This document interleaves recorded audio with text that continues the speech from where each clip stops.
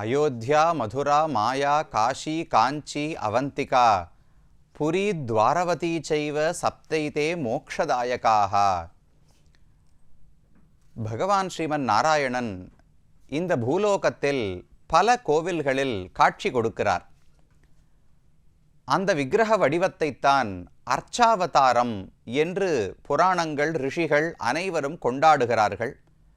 நாமும் அந்த பெருமானை தரிசித்துத்தான் நம்முடைய ஆன்மீக பாதையில் முன்னேறி வருகிறோம். அந்த பகவானுக்கு முக்கியமான திருத்தலங்கள் பல இந்த பாரதத்திலே உள்ளன.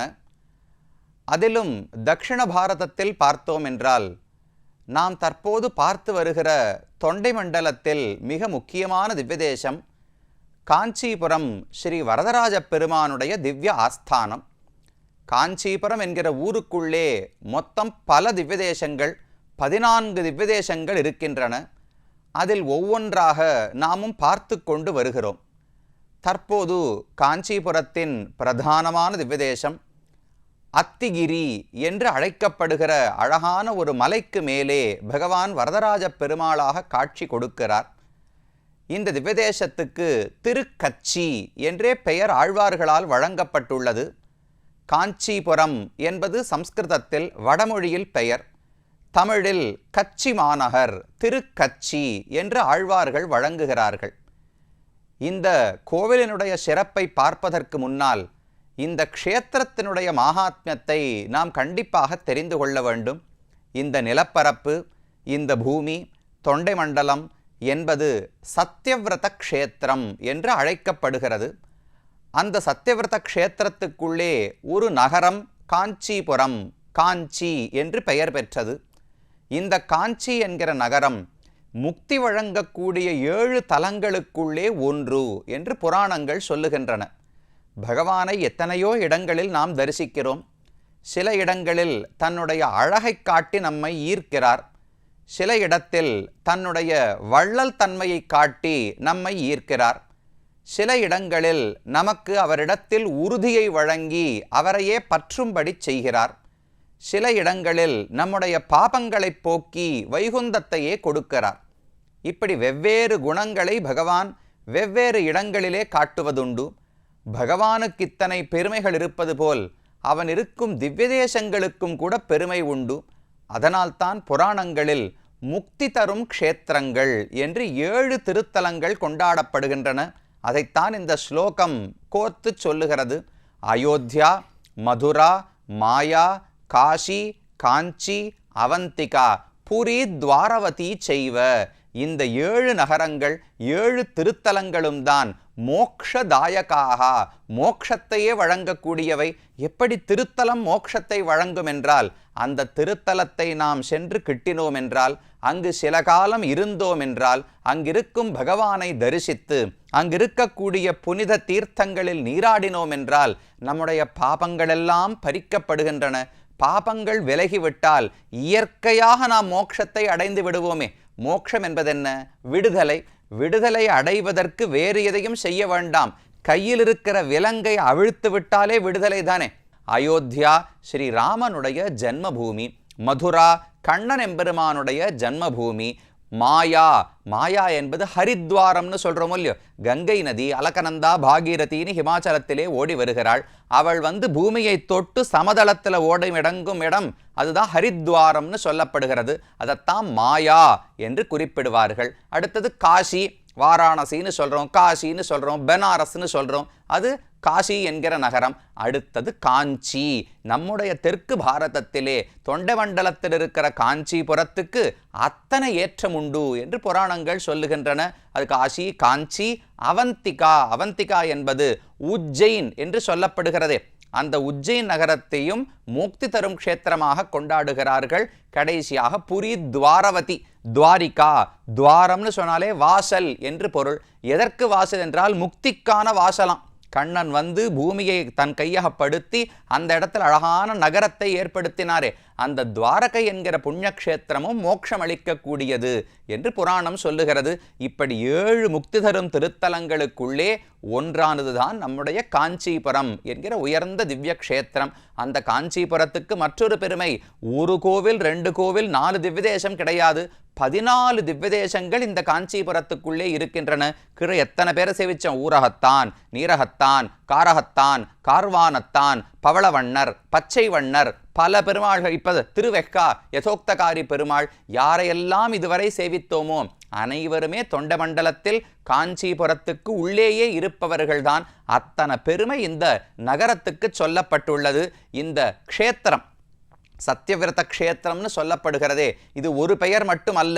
இந்த க்ஷேத்திரத்துக்கு பல பெயர்களை நாம் காண முடியும். காஞ்சிபுரத்தினுடைய பெருமையெல்லாம் பிரம்மாண்ட புராணம் முதலான பல புராணங்களிலே சொல்லப்பட்டுள்ளது. கிட்டத்தட்ட 30 அத்தியாயங்களில் இந்த காஞ்சிபுரத்தில் என்னென்ன திருத்தலங்கள் இருக்கின்றன, என்னென்ன புனிதமான நீர்நிலைகள் இருக்கின்றன, பகவான் வரதராஜ பெருமாள் எதற்காக எப்படி இங்கு தோன்றினார், இது அனைத்துமே புராணத்தில் விரிவாக சொல்லப்பட்டுள்ளது.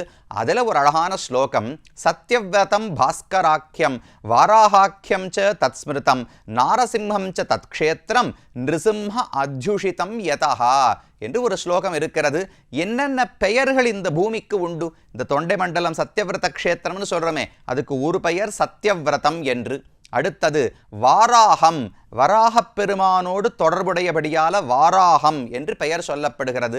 பாஸ்கராக்கியம், சூரிய பகவானோடு தொடர்புடையபடியாலே பாஸ்கர க்ஷேத்திரம் என்றும் சொல்லப்படுகிறது. நாரசிம்ம க்ஷேத்திரம், நிருசிம்ம பெருமானும் இங்கு காட்சி அளிக்கிறார். மேல புராணத்தை பார்க்கும்போது அந்த கதையை பார்க்கலாம். நிருசிம்ம பெருமானும் இங்கு இருக்கிறார், வராகப் பெருமானும் இங்கு வந்திருக்கிறார்.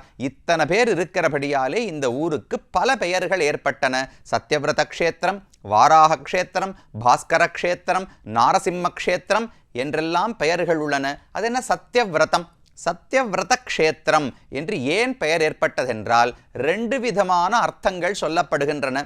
ஒன்று, பகவான் வராகமூர்த்தியாக அவதாரம் செய்தாரே, ஏனமாய் நிலம் கீண்ட என் அப்பனே கண்ணா என்று ஆழ்வார் பாடுகிறார். பூமி பிராட்டியை ஹிரண்யாக்ஷன் பதித்து வைத்தான்.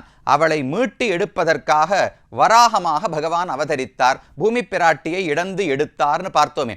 அந்த பூமியை மறுபடியும் நிலைநாட்டிவிட்டு வைக்கிற இடத்துல கொண்டு வந்து ஹிரண்யாக்ஷனை அழித்து பூமி பிராட்டியை மீட்ட பிறகு மறுபடியும் பூமண்டலத்தை வைத்து சரியான இடத்தில் வைக்க வேண்டுமே, வைத்துவிட்டு பாதாளத்திலிருந்து குத்தி கொண்டு, தன்னுடைய கோரை பற்கள் இருக்கின்றனவே, அந்த பாதாளத்திலிருந்து குத்தி கொண்டு வெளியே வந்தாராம் வராகப் பெருமான். அவர் வந்த பாதையில் இருக்கிற கல்லெல்லாம் அப்படியே நகருமொல்லியோ, திடீர்னு பூமிக்கடியிலேருந்து ஒருத்தர் வெளியில் வந்தார்னால் அங்கே இருக்கிற கல்லெல்லாம் மேல் நோக்கி உயரப்போகிறது. அப்படி இந்த க்ஷேத்திரத்திலே அவர் பிளந்து கொண்டு வந்தாராம். சத்யோ விஷ்ணுஹு யஜ்ஞமூர்த்திர் வராஹா தேனேயம் பூ சம்ருதா யத்ர தஸ்மாத் ஆசீத்ராஜன் தத்தி சத்யவிரதாக்கியம் வாராகம் சாப்யுஷிதம் யத்ர தேன. வராகப் பெருமான் பூமியில் எந்த இடத்தில் பிளந்து கொண்டு மேலே வந்தாரோ அந்த இடத்துக்கு சத்யவிரதம், சத்யன் என்று பகவானுக்கே பெயர் சொல்லப்படுகிறது. உண்மையானவர், என்றும் மாறாதவர். ஒரு விஷயத்தை சத்தியம்னு சொன்னா என்ன சொல்லுவோம்? என்னைக்குமே மாறாது.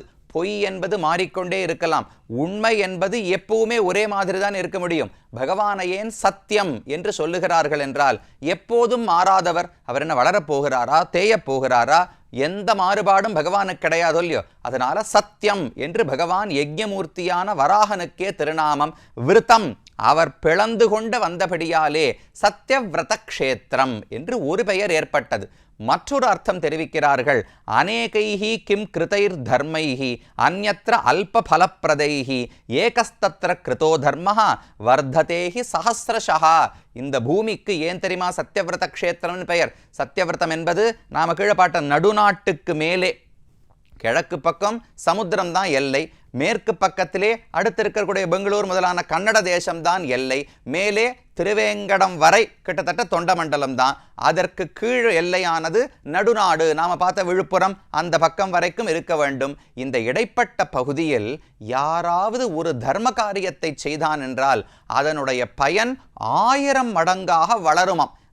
விரதம்னு சொன்னால் நாம் செய்யக்கூடிய தர்ம காரியங்கள் தானே.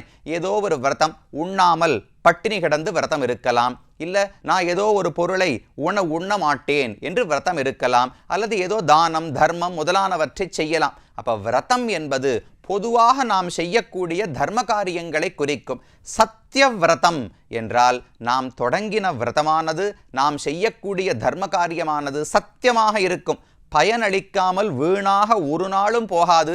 இந்த க்ஷேத்திரம் தொண்டை மண்டலத்தில் ஒருவன் தர்ம காரியத்தை செய்தான் என்றால் அது 1000 மடங்கு பயன் கொடுக்கும்னு தெரிவிக்கிறார். மற்ற இடங்கள்ல பண்ணா இந்த கர்மம் 10 ரூபாய் தான் பயன் கொடுக்கும்னு வச்சுக்கோங்களேன், இந்த ஊர்ல பண்ணா மட்டும் 10,000 ரூபாய் பயன் கொடுக்குமா. பணம்ங்கிறத ஒரு எடுத்துக்காட்டுக்காக சொல்றேன். நான் பண்ண தர்மத்துக்கு எனக்கு இவ்வளவு புண்ணியம் கிடைக்கணும்னா சத்தியவிரத க்ஷேத்திரத்தில் அந்த தர்மத்தை செய்தோம் என்றால் பலம் தர்மாக வர்த்ததேஹி சஹஸ்ரஷா, 1000 மடங்காக அந்த தர்மம் வளருகிறது என்று புராணம் கூறுகிறது. அது சத்தியவிரத க்ஷேத்திரம் என்பதற்கான பெயர் காரணம். ஒன்று, சத்யன் என்கிற வராகப் பெருமாள் அவர் பிளந்து கொண்டு வெளியே வந்து இந்த இடத்திலேயே காட்சி கொடுத்தார், அதனால சத்தியவிரத க்ஷேத்திரம்னு பெயர். மற்றொன்று, இங்கு நாம் செய்யக்கூடிய விரதங்கள் தர்ம காரியங்கள் தானம் யஜ்ஞம் ஹோமம் இவை அனைத்துமே சத்தியமாக வீணாக போகாமல் இருக்கின்றன, 1000 மடங்கு பயனளிக்கின்றன, அதனால சத்தியவிரத க்ஷேத்திரம் என்று பெயர். அடுத்தது வாராகம்னு சொன்னோமே, வராகப் பெருமானோடு சம்பந்தப்பட்டதாகவும் இது சொல்லப்படுகிறது. அதற்கான காரணத்தையும் பார்த்து விட்டோம். இந்த இடத்துல வராக தீர்த்தம் என்றே ஒரு தீர்த்தம் இருக்கிறது. பகவான் கீழிருந்து பாதாளத்திலிருந்து பிளந்து கொண்டு மேல பூலோகம் வரை வந்தார் அல்லவா, அப்ப அவர் எந்தெந்த நீர்நிலைகளையெல்லாம் கடந்து வந்தாரோ அந்த தண்ணீர் எல்லாம் இவருக்கு உடம்பில் ஒட்டி கொண்டிருந்ததாம். பாதாளோதக சிக்தஸ்ய தஸ்யாங்கா தோயபிந்தவஹா பதிதாயத்ர ராஜேந்திர தத்ராபூத் பல்வலம் மகது என்று புராணம் தெரிவிக்கிறது. பாதாளத்திலிருந்து பகவான் உடைத்து கொண்டு மேல் நோக்கி பூமி வரைக்கும் வந்தாரே, அப்ப பாதாளத்திலிருந்த தண்ணீர் அவருடைய உடம்புல ஒட்டின்னு இருந்ததாம். அது மேலே வந்து பூமியில் நின்ற உடனே அவருடைய உடலிருந்து அந்த தண்ணீர் துளிகளெல்லாம் கீழே சிந்தி அது இந்த இடத்துல ஒரு பெரிய குளமாக தேங்கியது. அதுதான் வராக தீர்த்தம் என்று கொண்டாடப்படுகிறது. வராக தீர்த்தம் ஆக்கியாத்தம் சர்வபாப பிரணாசனம், பகவானுடைய திருமேனியில் பட்டு வந்த தீர்த்தமானபடியாலே அது எல்லா பாபங்களையும் போக்க வல்லது. அப்ப வராகப் பெருமான் தோன்றின இடம், வராகப் பெருமான் பூமியை பிளந்த இடம், அவர் திருமேனியிலிருந்து வந்த வராக தீர்த்தம் இருக்கும் இடம், இத்தனை தொடர்புகள் இருக்கிறபடியாலே வாராக க்ஷேத்திரம் என்றும் இந்த க்ஷேத்திரத்துக்கு பெயர் உண்டு. மற்றொரு பெயர் இன்னைக்கு கூட வழக்கத்தில் இருக்கக்கூடியது ஹஸ்திகிரி என்று இந்த இடத்துல ஒரு மலை இருக்கிறது. மேலே வரதராஜ பெருமானை பற்றி பார்க்க போகிறோமே, அவர் இருப்பதே ஒரு சின்ன குன்றுக்கு மேலே. அந்த குன்று வெறும் 24 படிக்கட்டு தான், ரொம்ப பெரிய திருமலை அளவுக்கெல்லாம் ஏற வேண்டாம். 24 படிக்கட்டுகள் ஏறி போய் தான் பகவானை சேவிக்க வேண்டும். அது என்ன மலை? ஒரு சின்ன குன்று இருக்கிறதே, என்னதுன்னு கேட்டால் அதுக்கு வேழமலை ஹஸ்திகிரி என்று பெயர் சொல்லப்படுகிறது. முன்னொரு காலத்தில் ரொம்ப பெரிய பலசாலியான ஒரு யானை இருந்ததாம். அந்த யானை தன்னுடைய துணை யானைகளோடு வந்து இந்த இடத்துல பகவானுக்கு நெடுநாட்கள் பூஜை செய்ததாம். அந்த யானையே கல்வடிவத்திலிருந்து பகவானை சுமக்கிறது என்று புராணம் சொல்லுகிறது. இந்த மலைக்கு மட்டும் ஹஸ்திசைலம் ஹஸ்திகிரி என்று பெயர் வழங்கப்படுகிறது. இதெல்லாம் முன்னமே இருந்தது. இந்த மலைக்கு மேலே இனி வரதராஜ பெருமாள் வந்து தோன்ற வேண்டும். அது என்ன கதை, எதற்காக பகவான் இங்கு வந்தார் என்பதை அடுத்த பகுதியிலே பார்க்கலாம்.